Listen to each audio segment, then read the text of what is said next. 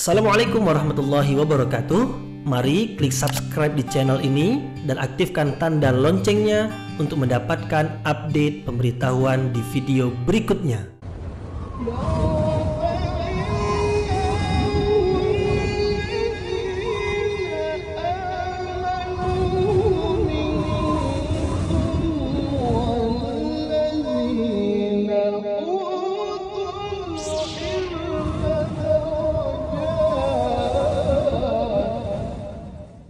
A'udzu billahi minasyaitonir rajim. Bismillahirrahmanirrahim. Assalamualaikum warahmatullahi wabarakatuh. Alhamdulillahirabbil alamin wa bihi nasta'inu ala umurid dunya waddin nasta'inuhu wa nastaghfiruh wa na'udzu billahi min shururi anfusina wa min sayyiati a'malina. Faman yahdihillahu fala mudilla lahu ومن يضلل فلا هادي له أشهد أن لا إله إلا الله وحده لا شريك له وأشهد أن محمدا عبده ورسوله لا نبي بعده أما بعد. Kita bersyukur kepada Allah Subhanahu wa taala yang masih melimpahkan rahmat dan nikmatnya. Kita bersyukur dengan mengucapkan alhamdulillahirabbil alamin. Kemudian tidak lupa pula bersalawat kepada Rasulullah dengan mengucapkan Allahumma salli ala Sayyidina Muhammad wa ala ali Sayyidina Muhammad, dan bersalam kepada Rasulullah dengan mengucapkan Assalamu alayka ya Rasulullah. Alhamdulillah kita dapat kembali meneruskan pengajian tafsir ayat-ayat suci Al-Quran yang insyaAllah kita teruskan ke surah Hud. Sebelum ini kita sudah selesai surah Yunus, dan sekarang ini kita akan teruskan pula ke surah Hud. Surah Hud, Hud adalah nama nabi dari nabi-nabi yang 25 yang disebutkan di dalam Al-Quran. Salah satu dari nama nabi tersebut adalah Nabi Hud alaihi salam, yaitu yang diutus oleh Allah kepada kaumnya, yaitu kaum Ad. Nah, cerita tentang Nabi Hud yang diutus kepada kaumnya terdapat di dalam surah ini.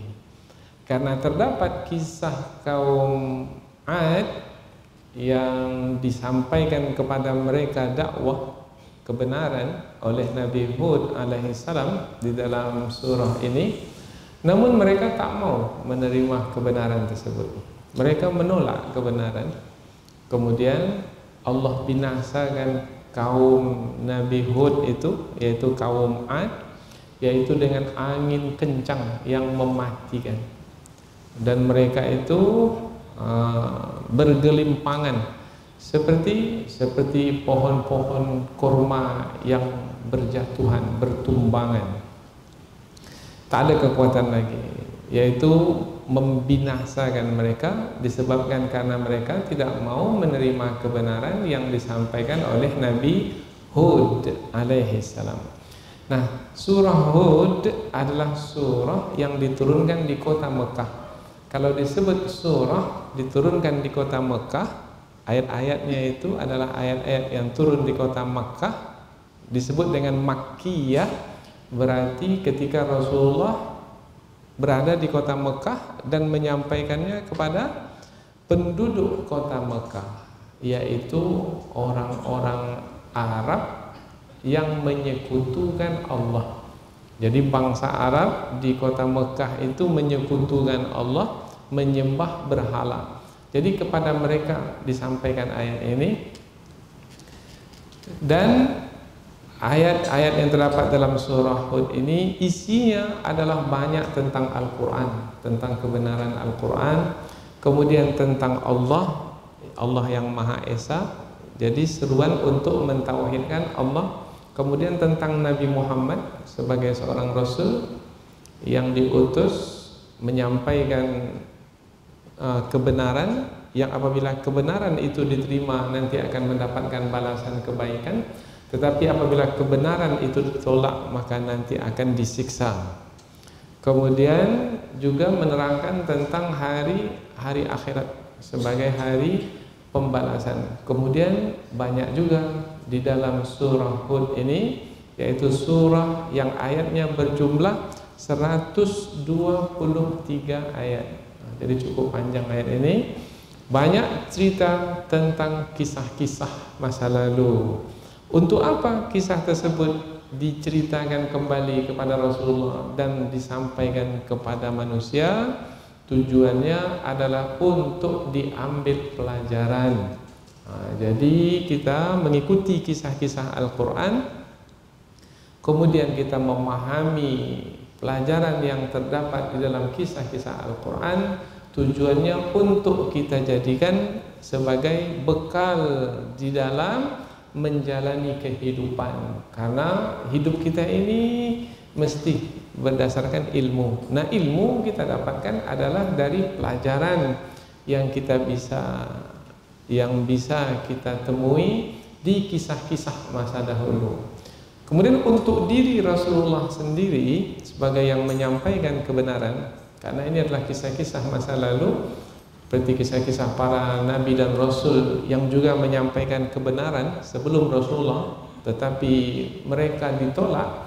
Maka apabila Rasulullah juga ditolak, ketika menyampaikan kebenaran itu ditolak, Rasulullah sebagai seorang rasul ditolak, tidak diterima, maka wahai Muhammad, jangan kamu sedih, sebab bukan kamu saja yang ditolak, tetapi rasul-rasul sebelummu juga ditolak. Maka ia adalah sebagai hiburan bagi Rasul, sebagai tasliyah, hiburan bagi Rasul, bahwasanya setiap orang yang menyampaikan kebenaran pasti akan ada saja, tidak semua manusia akan menerima kebenaran itu, akan ada saja yang menolak kebenaran.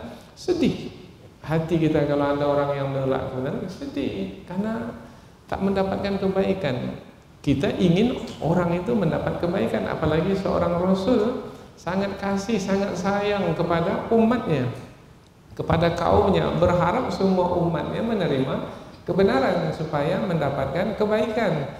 Tetapi tak semua mereka itu mau menerima kebenaran, maka sedih. Nah, kesedihan itu dihibur oleh Allah Subhanahu wa taala.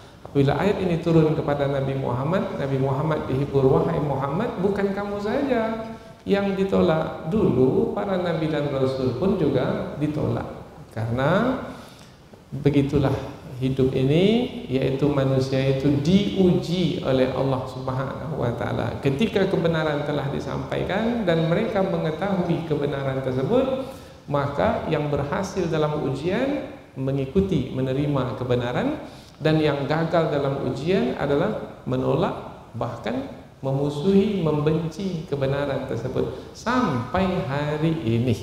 Nah, jadi kalau kita mengikuti jejak Rasul, yaitu menyampaikan kebenaran pula, pendakwah pada hari ini, yaitu mengikuti jejak Rasul dalam menyampaikan kebenaran, maka wahai para pendakwah, sesungguhnya kamu menyampaikan kebenaran, akan ada yang menerima kebenaranmu, hatimu pasti akan senang.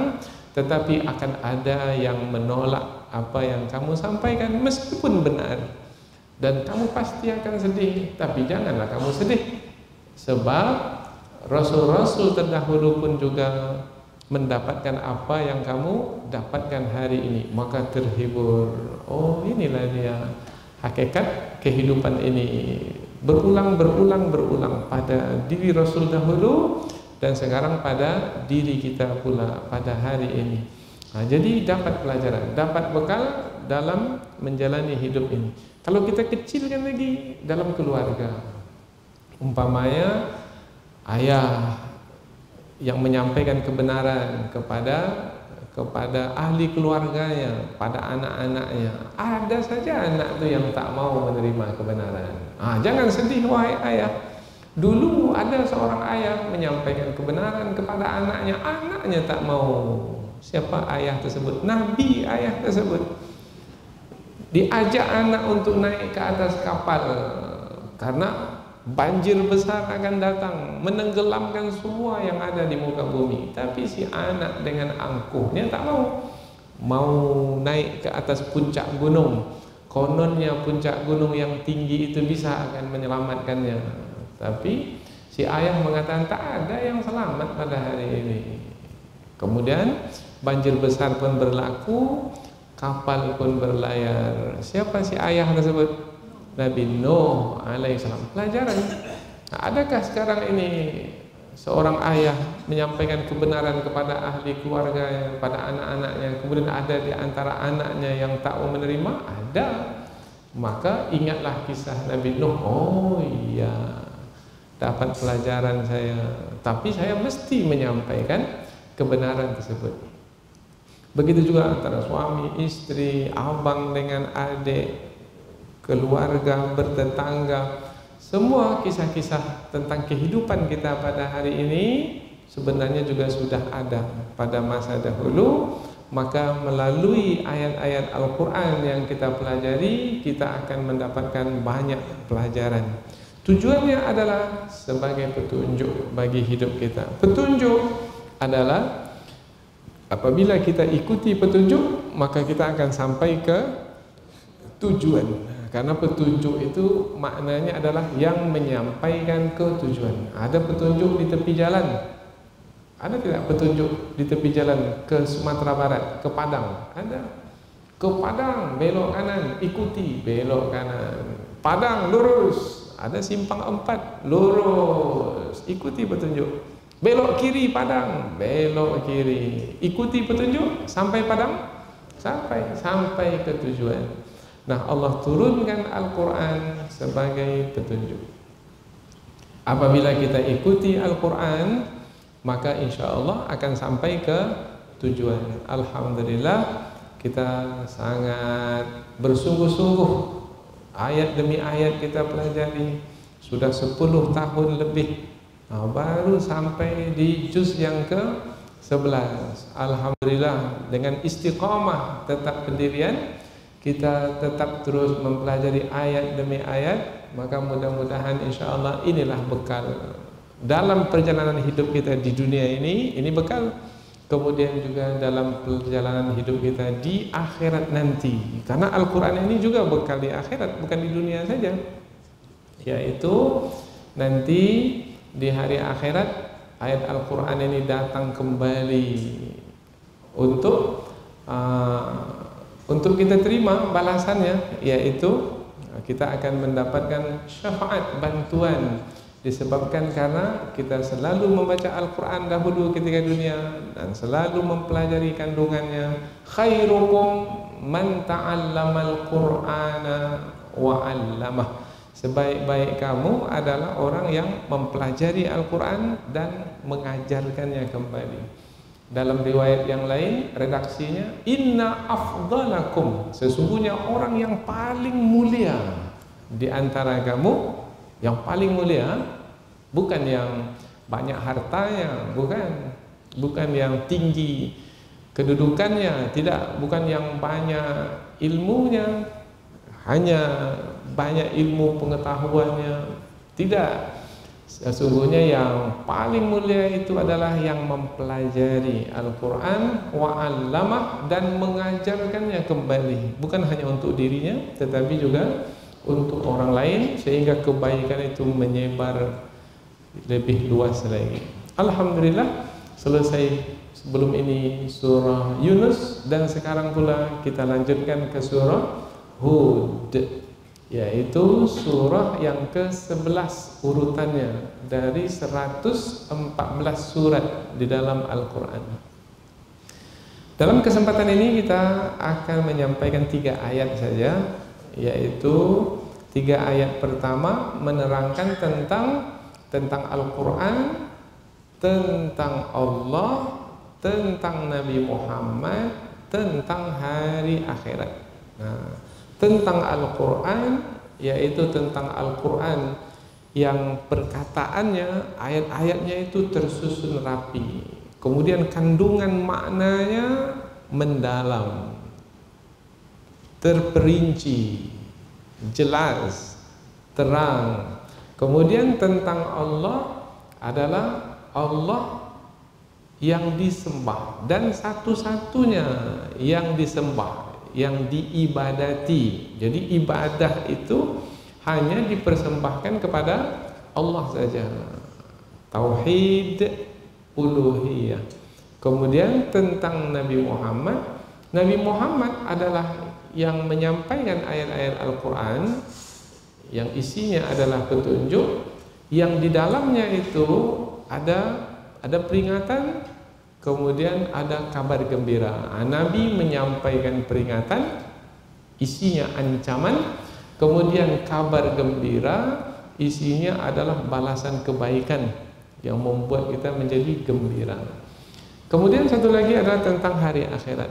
Hari akhirat adalah hari pembalasan, maka karena pembalasan maka bergantung kepada amalan. Amalan di dunia, banyak beramal di dunia, banyak dibalas di hari pembalasan. Sedikit beramal di dunia, sedikit menerima balasan.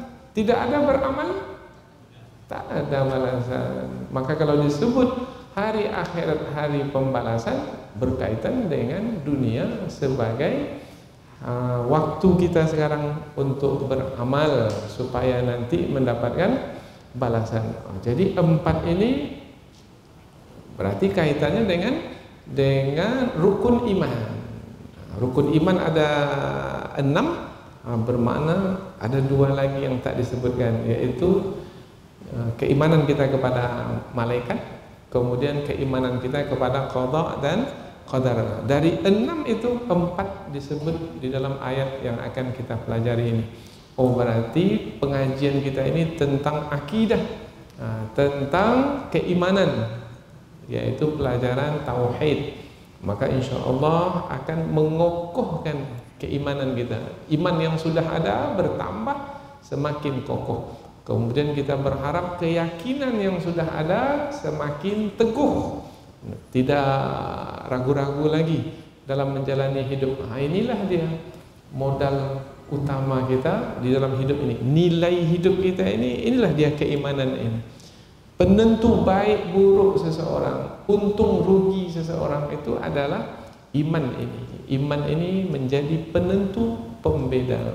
Mudah-mudahan insya Allah 3 ayat yang kita pelajari ini akan mendatangkan kebaikan yang banyak bagi hidup kita. Amin ya rabbal alamin. Allah Subhanahu wa taala berfirman, A'udzubillahi minasyaitonirrajim. Bismillahirrahmanirrahim. Alif lam ra. Kitabun uhkimat ayatuhu thumma fussilat min ladun hakimin khabir. Alla ta'budu illallah innani lakum minhu nadhiru wa bashir. Wa anistaghfiru rabbakum thumma tubu ilayhi yumatti'kum mata'an hasana ila ajalin musamma wa yu'ti kulli dhi fadlin fadlah. Wa in tawallaw fa inni akhafu alaikum adzaba yaumin kabir. Allah berfirman, Alif lam ra, alif lam ra. Kitabun, suatu kitab. Kitab yang dimasukkan di sini kitab apa? Al-Qur'an. Uhkimat, yaitu yang disusun rapi, ayatuhu, ayat-ayatnya, kitab, ayat-ayat kitab suci itu, ayat-ayat Al-Quran. Thumma, kemudian fussilat maknanya dijelaskan dengan terperinci, tafsil, terperinci. Min ladun, diturunkan dari sisi hakim yang maha bijaksana. Siapa yang dimasukkan dengan yang maha bijaksana? Allah yang maha bijaksana, khabir, lagi maha mengetahui. Alif lam ra, suatu kitab yaitu Al-Quran yang ayat-ayatnya disusun dengan rapi, kemudian dijelaskan dengan terperinci, yang turun dari sisi Allah yang maha bijaksana lagi maha mengetahui. Ayat berikutnya, Allah ta'budu agar kamu tidak menyembah illa kecuali Allah. Innani sesungguhnya aku lakum bagimu. Aku di sini siapa? Aku di sini Nabi Muhammad. Sesungguhnya aku bagimu bagi kaum, yaitu penduduk kota Mekah pada masa dahulu, minhu daripada Allah. Aku ini diutus daripada Allah kepadamu adalah sebagai nadhir, pemberi peringatan, wa bashir, sebagai pembawa berita gembira, agar kamu tidak menyembah kecuali kepada Allah. Sesungguhnya aku daripada Allah kepadamu adalah sebagai pembawa, sebagai pemberi peringatan dan pembawa kabar gembira. Wa anistaghfiru rabbakum, dan hendaklah kamu memohon ampun kepada Tuhanmu. Summa, kemudian ini penyampaian Nabi Muhammad kepada kaumnya, kepada penduduk kota Mekah pada masa dahulu.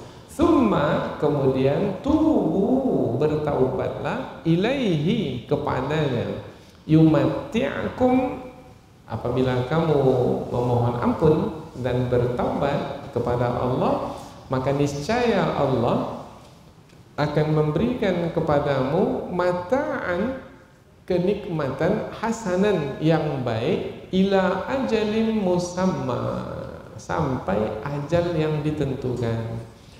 Nanti kita akan terangkan dalam tafsir, sampai ajal yang ditentukan itu sampai mati. Allah berikan kepadamu kenikmatan yang baik sampai mati, maka keadaan hidupnya baik sampai mati. Wa yu'ti, dan Allah memberikan kulla, kepada tiap-tiap zi fadlin, yang memiliki keutamaan, yaitu dengan beramal saleh, fadlah, balasan keutamaannya itu. Dapat balasan. Setiap yang melakukan amal saleh akan mendapatkan balasan. Di mana ini? Di hari akhirat, hari pembalasan. Wa in tawallau, dan jika kamu berpaling, tak mau beramal saleh, malah kemaksiatan yang dibuat, fa inni, maka sesungguhnya aku, di sini Rasulullah, akhafu, aku takut, alaikum, terhadap kamu, yaitu nanti akan menimpa kamu, azab yaumin kabir, hari yang dahsyat. Hari yang dahsyat itu maksudnya adalah hari akhirat. Aku takut siksa hari akhirat itu akan menimpamu kalau kamu melakukan kemaksiatan. Jadi ada ketakutan pada diri Rasul, dan ketakutan itu disampaikan supaya kaum itu tidak mendapatkan siksaan nantinya. Nah, Nabi menyampaikan supaya mereka hendaknya menerima kebenaran yang disampaikan kepada mereka, supaya terhindar dari siksaan yang dahsyat di hari kiamat. Inilah dia 3 ayat yang akan kita pelajari, yaitu dari terjemahan tadi, bahwasanya ayat-ayat yang akan kita pelajari ini adalah menerangkan tentang rukun-rukun iman, yaitu tentang Al-Quran, tentang Allah, tentang Nabi Muhammad, dan tentang hari akhirat. Baik. Selanjutnya kita pindah ke tafsir ayat, yaitu penjelasan yang lebih panjang dari ayat. Mengapa kita panjangkan penjelasan? Karena kita ingin dekat dengan kandungan ayat, supaya apabila semakin dekat dengan kandungan ayat, semakin nampak petunjuk yang ada di dalam ayat, semakin mudah bagi kita untuk mengikuti petunjuk tersebut. Kita mulai dari ayat yang pertama, yaitu pangkalnya adalah alif lam ra. Ini sudah kita terangkan dahulu di surah Al-Baqarah. Alif lam mim. Kalau di sini alif lam ra.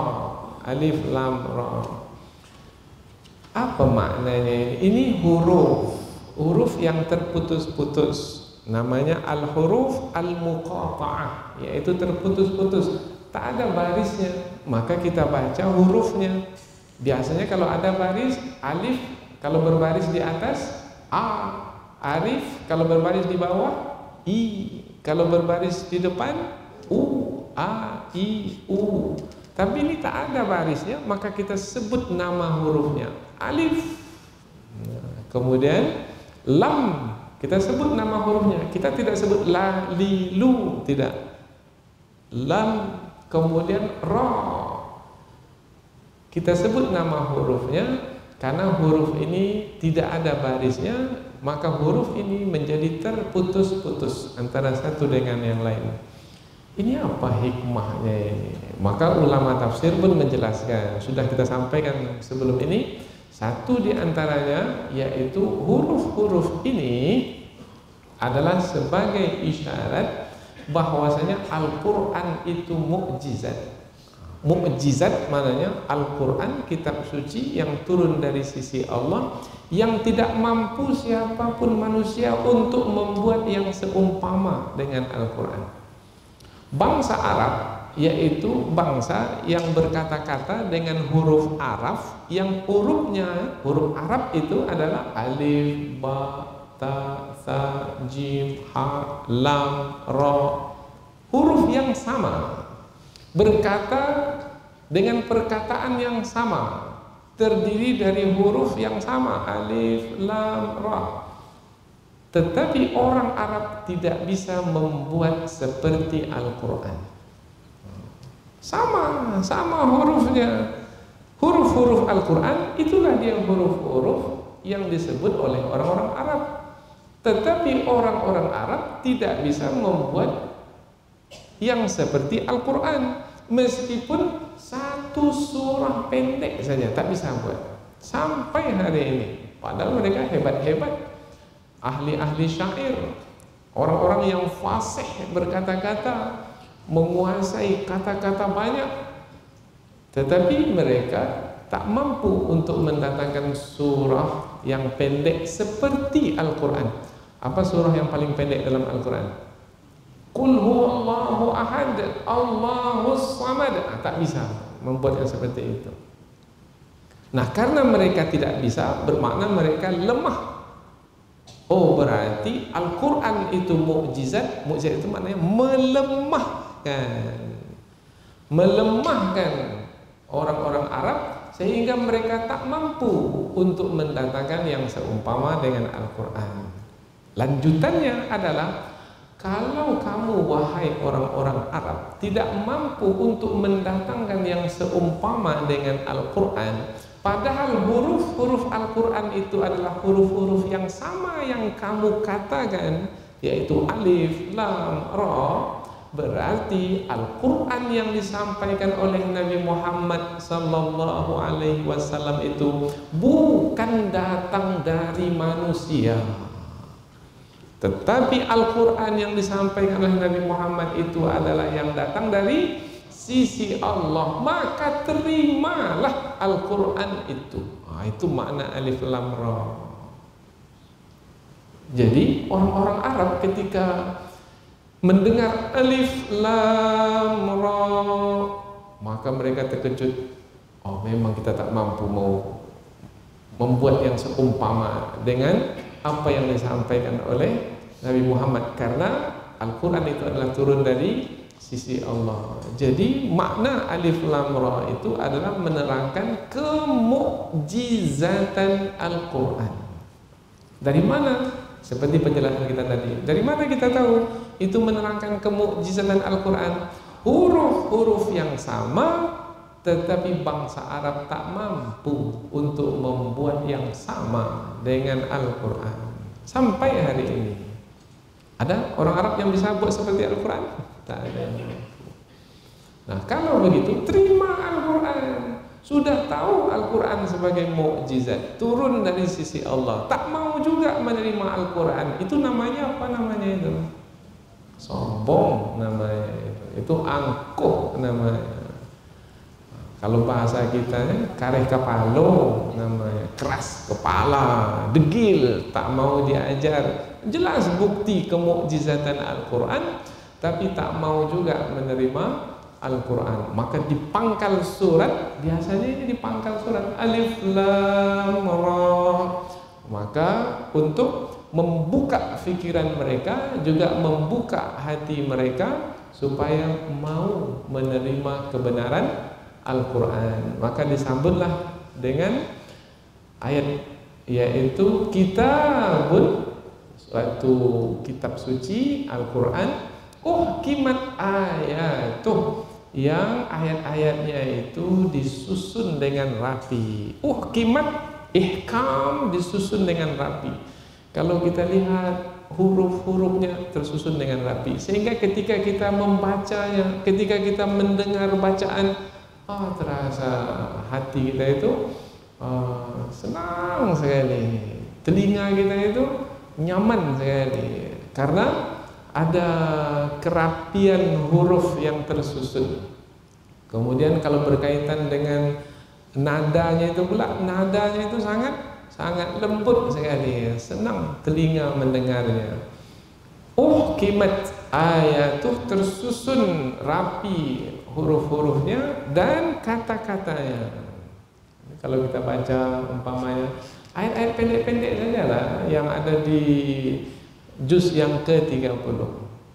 Faman ya'mal mithqala dzarratin khairan yara wa man ya'mal mithqala dzarratin syarran yara. Inna ma'al usri yusra, inna ma'al usri yusra, fa idza faragta fansab wa ila rabbika farghab. Huruf-hurufnya itu tersusun rapi, kata-katanya itu tersusun rapi, ayat-ayatnya itu tersusun rapi, dan itu tak mampu dibuat oleh orang Arab sehebat apapun ia menguasai bahasanya, bahasa Arab. Itu hebatnya Al-Quran. Tentang kehebatan Al-Quran, di dalam ayat ini digunakanlah kata kitab tanpa menggunakan alif lam. Coba lihat, kitabun, tak ada alif lam, nakirah. Di dalam kaidah, dalam ilmu Al-Quran, apabila kata itu sudah jelas, kata itu sudah jelas Al-Quran, ya sudah jelas Al-Quran ini. Kalau sudah jelas, mestinya Alkitab, pakai al di pangkalnya, seperti di surah Al-Baqarah, dzalikal kitabu, Alkitabu la raiba fihi. Tapi dalam ayat ini kitabun, tak ada alif lamnya. Siapa yang belajar bahasa Arab tidak ada alif lam, namanya nakirah. Kalau nakirah, padahal kitab suci Quran itu sudah jelas, mengapa dibuat juga tanpa alif lam? Untuk menerangkan kebesaran, keagungan, kehebatan, keunggulan, keistimewaan Al-Quran. Jadi untuk menerangkan itu dihilangkan alif lamnya. Itu hebatnya sastra Al-Quran, bahasa Arab. Maka rugi yang tak belajar bahasa Arab. Rugi. Supaya tidak rugi, belajar. Supaya beruntung, maka belajar bahasa Arab. Kitabun, suatu kitab yang sangat hebat, unggul, istimewa. Kimat ayatuh, tersusun rapi ayat-ayatnya. Bukan ayat-ayatnya saja yang tersusun rapi, kandungan maknanya pun juga tersusun rapi. Karena ketika huruf disambung dengan huruf, maka dia menjadi satu kata, maka ada maknanya. Umpamanya kitabun, kaf disambung dengan ta, disambung dengan alif, disambung dengan ba, kitabun. Jadi satu kata. Ada maknanya? Ada. Apa maknanya? Maknanya adalah kitab, yaitu yang ditulis. Oh, kitab Al-Quran adalah yang ditulis, tertulis. Al-Quran ini sudah tertulis di dalam mushaf dan juga sudah ditulis di sisi Allah Subhanahu wa Ta'ala, kemudian diturunkan. Ada pula Al-Quran itu disebut Al-Quran dari kata qara'a, bacaan. Oh, Al-Quran adalah bacaan karena Al-Quran itu adalah yang dibaca, diulang-ulang bacaan. Oh, Al-Quran. Al-Furqan. Al-Furqan maknanya pembeda, yaitu yang membedakan. Oh, Al-Quran itu pembeda makna. Maknanya itu kimat. Maknanya itu tersusun rapi.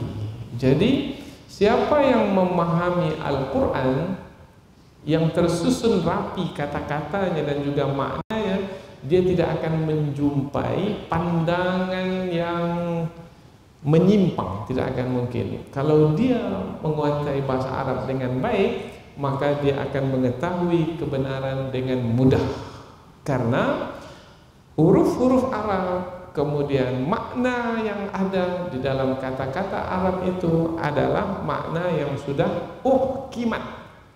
Maknanya jelas, yang tidak akan mungkin diselewengkan, disesatkan. Biasanya kapan berlakunya ajaran sesat itu? Biasanya ajaran sesat itu berlaku kalau yang membawa ajaran sesat itu tak pandai bahasa Arab. Nah, itu biasanya itu. Biasanya yang tak pandai bahasa Arab itu bawa ajaran sesat, tak tahu maknanya, tak pernah belajar bahasa Arab, tahu Al-Quran dari terjemahan, kemudian menjadi ulama tafsir, kemudian menyampaikan fatwa hukum, maka ini ajaran sesat. Ya, maka pelajari ayat-ayat Al-Quran dengan bahasanya, bahasa Arab, yang mana bahasa Arab, bahasa Al-Quran uhkimat ayatuhu, disusun rapi kata-katanya dan juga maknanya. Tsumma fussilat, dan terperinci. Apanya yang terperinci? Hukum-hukum yang ada dalamnya terperinci. Umpamanya hukum apa? Hukum yang berkaitan dengan ibadah, tentang salat, tentang puasa, tentang zakat, tentang haji, hukumnya terperinci. Tentang berumah tangga terperinci. Tentang warisan terperinci. Tentang apa lagi? Tentang tauhid umpamanya, yaitu mengesahkan Allah, mentauhidkan Allah, terperinci. Tentang hari akhirat terperinci. Tentang kisah masa lalu terperinci. Kalau kita lihatlah surah Yusuf, terperinci mulai dari Nabi Yusuf kecil sampai Nabi Yusuf dewasa dan memimpin di Mesir, terperinci.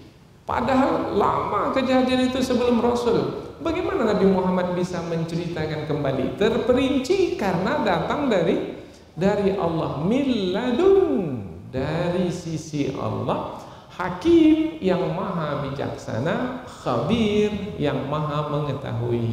Bijaksana menempatkan sesuatu pada tempatnya. Nah, setiap ayat Al-Quran itu pada tempatnya.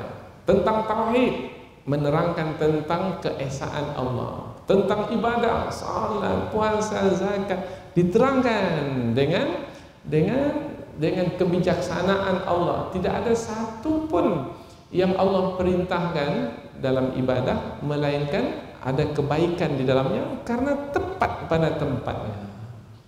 Salat, Allah tetapkan salat, dan salat itu mendatangkan manfaat. Apa manfaat salat? Disebut dalam Al-Quran, yaitu akan menolong kita. Wasta'inu bis sabri was salah. Minta tolong kepada sabar dan salat. Allah terangkan kebaikan karena Allah menempatkan sesuatu pada tempatnya ketika perintah salat disampaikan, dan apabila manusia, orang-orang beriman melakukan salat, mendirikan salat, maka akan mendapatkan manfaat karena Allah menempatkan sesuatu pada tempatnya. Tanha 'anil fahsya'i wal munkar. Salat itu akan mencegah perbuatan keji dan dan mungkar dan seterusnya. Banyak sekali yang ditetapkan oleh Allah Subhanahu wa taala di dalam Al-Qur'an yang kita bisa rasakan hikmahnya. Hakim, apa sebab kita rasakan hikmahnya? Sebab datang dari sisi Allah, Hakim yang maha bijaksana. Bijaksana menempatkan sesuatu pada tempatnya. Oh, ini rupanya mengapa Allah memerintahkan kita kalau berumah tangga, maka pasangan hidup kita itu mesti orang beriman, tak boleh orang musyrik, orang kafir, tak boleh. Mesti pasangan hidup kita itu adalah orang yang beriman. Oh, hikmahnya adalah ada hikmahnya karena Allah menetapkan sesuatu itu pada tempatnya dan mendatangkan manfaat. Jadi bijaksana menempatkan sesuatu pada tempatnya dan mendatangkan manfaat. Kopiah itu di mana letaknya? Tempatkan sesuatu pada tempatnya dan mendatangkan manfaat. Kopiah letaknya di atas kepala. Nah, ketika meletakkan kopiah di kepala mendatangkan manfaat. Kalau diletakkan di kaki, nah itu tidak menempatkan sesuatu pada tempatnya. Kapan seseorang itu akan bisa menempatkan sesuatu pada tempatnya sehingga ia disebut bijaksana? Kalau dia punya ilmu. Dan Allah pula ilmunya luas. Seperti apa luasnya ilmu Allah? Andaikan 7 samudra itu dijadikan tinta untuk menulis ilmu Allah, habis tinta itu ilmu Allah belum lagi habis tertulis.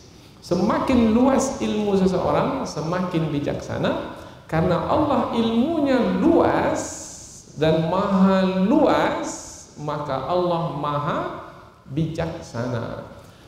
Apabila Allah yang menurunkan Al-Quran itu maha bijaksana, mungkinkah kita perlu lagi untuk mencari yang lain lagi yang bijaksana? Tidak, tak ada lagi kitab yang lain yang bijaksana kecuali Al-Quran.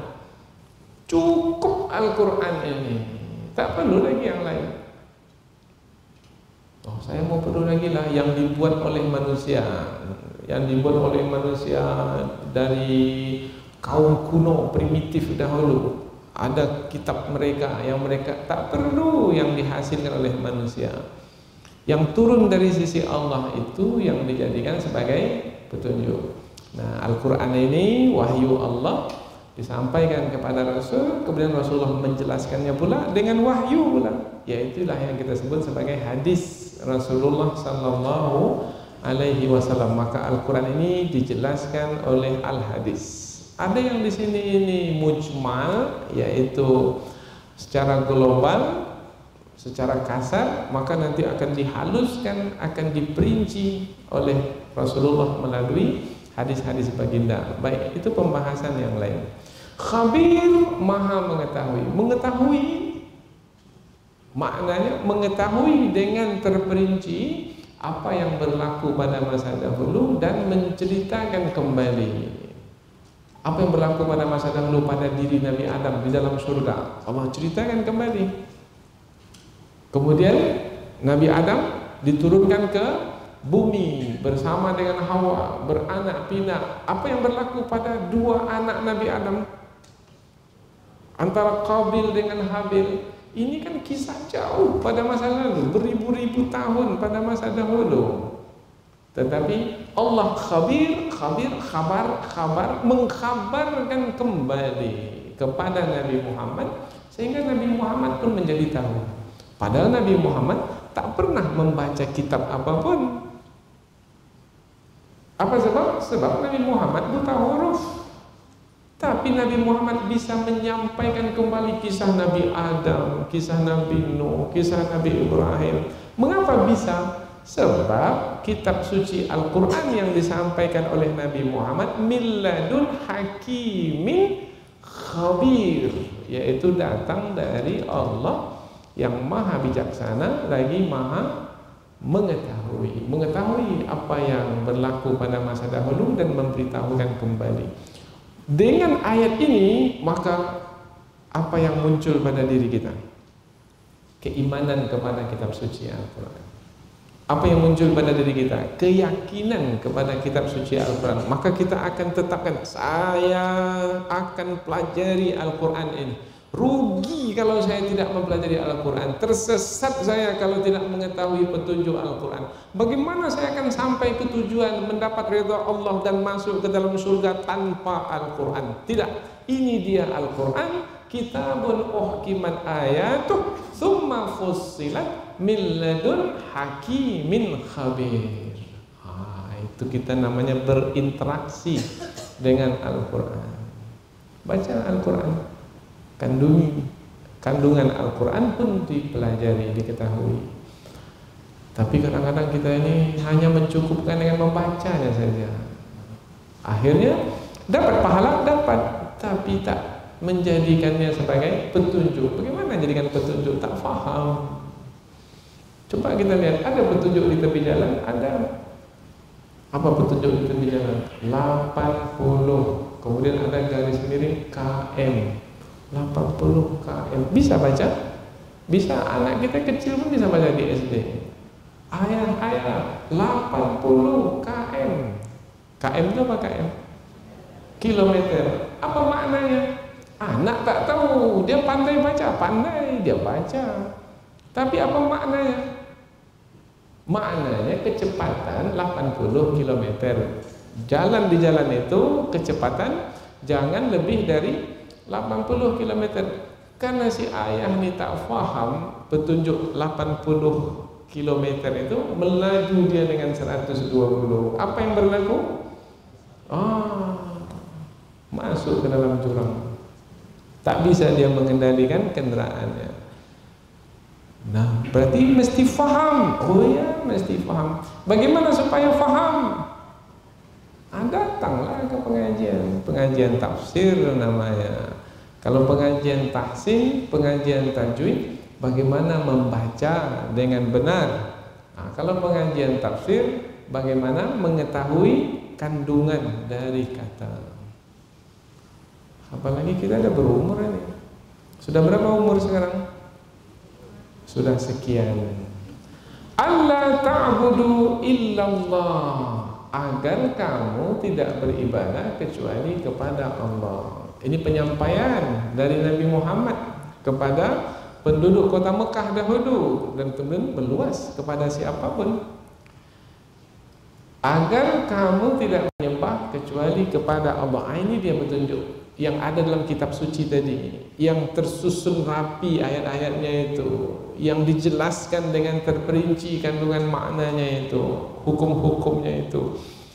Isi dalam yang paling penting, yang paling utama adalah jangan kamu beribadah kecuali kepada Allah. Ini sama dengan la ilaha illallah. Itu dia, la ilaha illallah. Maka hidup kita itu semestinya di atas la ilaha illallah. Kalau mati pun la ilaha illallah, mati dengan kalimah la ilaha illallah. Allah ta'budu illallah, agar kamu tidak beribadah kecuali kepada Allah. Dijelaskan dengan terperinci di dalam Al-Quran. Innani lakum minhu nadhiru wa bashir. Innani, setelah diterangkan tentang Al-Quran, maka diterangkan pula di dalam ayat ini tentang siapa Nabi Muhammad yang menyampaikan Al-Quran. Maka Nabi Muhammad menjelaskan tentang dirinya supaya mereka mengetahui. Jangan mereka memahami Nabi Muhammad seperti memahami orang lain, manusia yang lainnya. Karena kedudukan Nabi Muhammad berbeda dengan kedudukan manusia yang lainnya. Karena Nabi Muhammad adalah manusia yang dipilih oleh Allah untuk menyampaikan ayat-ayatnya, firman-firmannya. Maka Nabi Muhammad menyampaikan, innani, sesungguhnya aku, lakum, kepada kamu, wahai manusia, minhu, adalah daripada Allah. Aku ini diutus oleh Allah kepada kamu, dan Kedudukanku adalah sebagai nadhir, sebagai pemberi peringatan, wa basyir, pembawa berita gembira. Apa beda antara nadhir dengan basyir? Nadhir, pemberi peringatan. Peringatan ini kepada siapa? Kepada orang yang lalai. Diingatkan, jangan buat seperti itu. Dia lalai. Ini sudah masuk waktu salat, mengapa duduk lagi? Karena dia lalai. Berdiri, salat. Ini peringatan.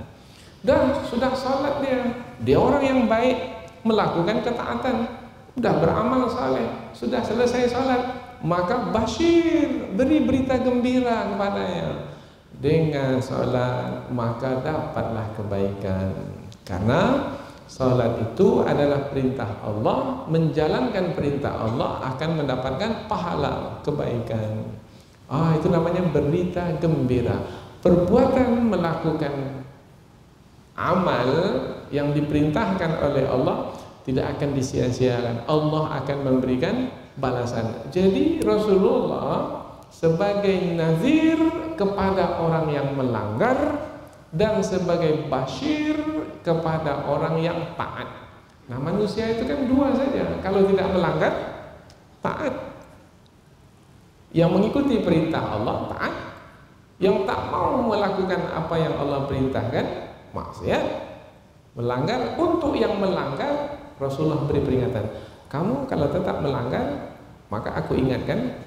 Kalau kamu tidak mau aku ingatkan, maka nanti kamu akan disiksa. Hidup kamu di dunia ini akan celaka, sengsara, dan nanti hidup kamu di akhirat dimasukkan ke dalam neraka. Ini peringatan. Itu untuk orang yang melanggar. Tapi untuk orang yang berbuat baik, dengan ketaatan yang kamu lakukan, maka kamu akan mendapatkan pahala. Allah akan berikan balasan kebaikan, limpahan rahmat akan diberikan, nikmat, kemudian diberikan ketenangan, pemeliharaan, perlindungan, dan di hari akhirat nanti akan dimasukkan ke dalam surga yang penuh dengan kenikmatan. Itulah dia isi dari penyampaian Rasul. Maka kita pun kepada anak pun juga begitu.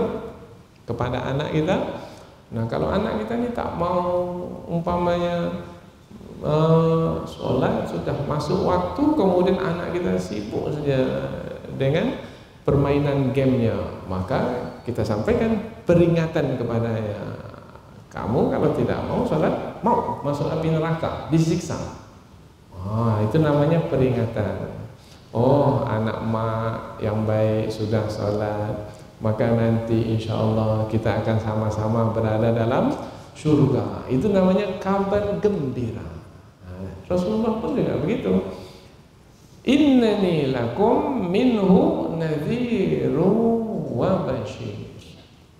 Ayat berikutnya lagi.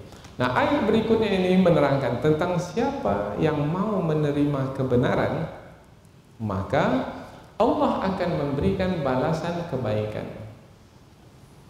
Permulaannya adalah anistaghfiru wa anistaghfiru rabbakum tsumma tubu ilaihi. Dan hendaklah kamu memohon ampun kepada Allah. Kalau disebut memohon ampun, bermakna kaitannya dengan apa? Kaitannya dengan kesalahan yang telah dilakukan, kemaksiatan yang telah dibuat, pelanggaran yang telah dikerjakan. Nah, kalau mau mendapatkan kebaikan, berhenti dari melakukan itu semua. Minta ampun kepada Allah, minta ditutup kesalahan tersebut.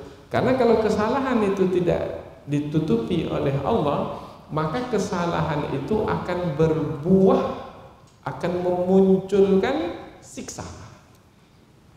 Satu kesalahan, satu siksa. 5 kesalahan, 5 siksa. Besar kesalahan, besar siksa. Mau disiksa, tak mau disiksa, maka kita minta ditutupi dosa kita itu supaya kita tidak disiksa. Maka Rasulullah memerintahkan, wahai orang-orang yang berdosa, yang telah melakukan kemaksiatan, kemusyrikan, kezaliman, minta ampunlah kepada Allah, minta ditutup kejahatan yang telah dilakukan supaya Allah tidak menyiksamu. Wa nistaghfiru rabbakum, dan minta ampunlah kepada Tuhanmu, tsumma tubu ilaihi, kemudian bertaubatlah kepada Allah. Apa beda minta ampun dengan bertaubat? Minta ampun tadi minta ditutupi dosa. Kalau dosa tidak ditutupi, maka siksa akan didapatkan. Kita tak mau disiksa, maka kita minta ampun.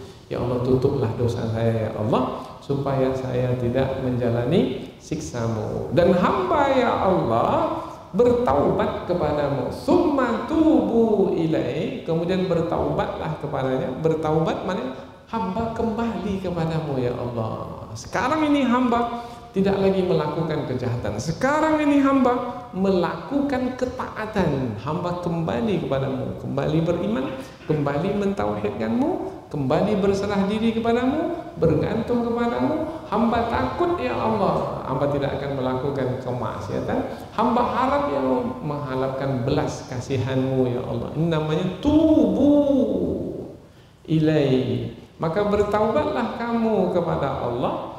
Dua itu dilakukan, memohon ampun, istighfar, kemudian satu lagi tubu, bertaubat, taubat. Nah, ini selalu kita setelah selesai sholat. Apa amalan kita selesai sholat? Assalamualaikum warahmatullahi, assalamualaikum warahmatullahi. Selesai sholat, astaghfirullahaladzim wa atubu ilaihi. Dua kita minta sama dengan ayat ini. Astaghfirullahaladzim, aku minta ampun kepadamu ya Allah, wa atubu ilaihi, aku bertaubat kepadamu. Kalau hamba berdosa, tutupi dosa hamba ya Allah, supaya hamba tidak menjalani siksamu. Dan hamba bertaubat, hamba tak akan buat lagi apa yang telah hamba lakukan sebelum ini berupa kemaksiatan, pelanggaran, kejahatan. Hamba tak akan buat lagi. Yang akan hamba buat adalah ketaatan-ketaatan, yaitu amal-amal, ibadah-ibadah yang engkau perintahkan. Apabila berbuat demikian, ini dia balasan. Balasan di dunia dan balasan di akhirat. Dua-duanya ini disebut oleh Allah dalam ayat ini. Balasan di dunia, balasan di akhirat. Balasan di dunia, yumatti'akum mata'an hasanan ila ajalin musamma. Niscaya kalau mau beristighfar, mau bertaubat, Allah akan memberikan kenikmatan yang baik kepadamu sampai waktu yang ditentukan. Sampai waktu yang ditentukan, sampai mati, sampai usia tua, diberikan kenikmatan yang baik. Kenikmatan yang baik berupa apa? Rezeki yang cukup, kenikmatan yang baik. Ilmu yang cukup, kenikmatan yang baik. Apalagi ahli keluarga antara satu dengan yang lain penuh dengan kasih sayang. Nah, ini adalah kenikmatan yang baik. Hidup tenang, hati damai, tak ada masalah apa-apa. Ada masalah tapi dapat menyelesaikannya. Musibah, redha. Allah berikan akhlak mulia dalam menjalani setiap persoalan hidup. Redha, hatinya dada lapang. Apapun yang Allah uji, kekurangan rezeki, ada terasa redha, yaitu puas dengan apa yang ada. Tidak memiliki sifat tamak, yaitu yang tidak pernah merasa puas dengan apa yang ada. Akhirnya tenang hidupnya. Itu namanya yumatti'akum mata'an hasanan ila ajalin musamma. Ingat, yang memberikan kenikmatan yang baik dalam hidup itu adalah Allah, bukan barang, bukan.